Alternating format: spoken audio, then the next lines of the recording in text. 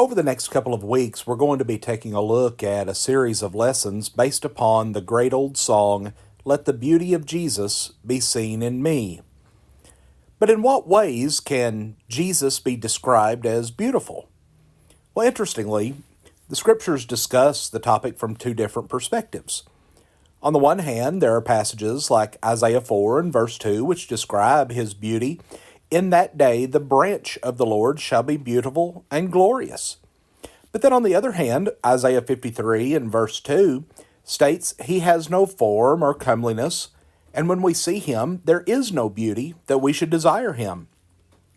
Friends, we need to understand that this is not a contradiction. These passages are not standing in opposition to one another. Rather, there is a sense in which Jesus' beauty can and cannot be seen.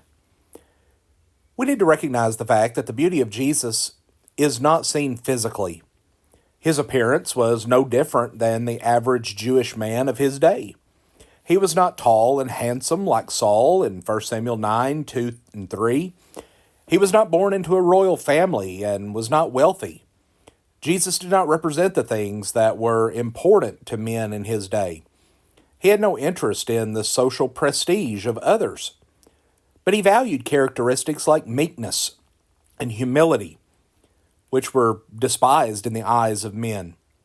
He had no interest in being served or pampered, and even his death was unattractive to the eyes of the first century world. So how is it that we can see the beauty of Jesus? Well, the beauty of Jesus is seen in his actions and in the roles that he fulfills. He is the Lamb of God who became the sacrificial servant, as we read about in Philippians 2, verses 5 through 11. And he gave himself for the sins of humanity, Isaiah 53 and verse 5. As well, Jesus is our merciful and faithful high priest, as the writer of Hebrews says in Hebrews 2 and verse 17. And he appears in the presence of God for us, Hebrews 9:24, and serves as our mediator, 1 Timothy 2:5, as well as our advocate with God, 1 John 2, verses 1 and 2. Jesus also is the good shepherd, John 10 and verse 11, who leads and provides for his sheep. He is also our king, Revelation 19:16, a king that rules with grace and mercy. But also, he is our judge, John 5 and verse 22, and he is a judge who will execute judgment in righteousness and justice. But also the beauty of Jesus can be seen in his character. Jesus described himself in Matthew 11, verse 29, as gentle and lowly in heart. His character, it is perfect in its holiness. 1 John 3 and verse 3 attests to this.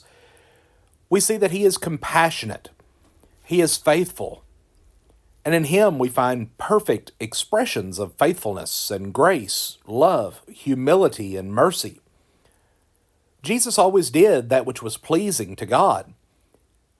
And while he was here as God in the flesh, and in him dwells all the fullness of the Godhead bodily, thus whatever quality of goodness, righteousness, and holiness, whatever quality of the light, whatever quality of God there may be, is perfectly seen in Jesus.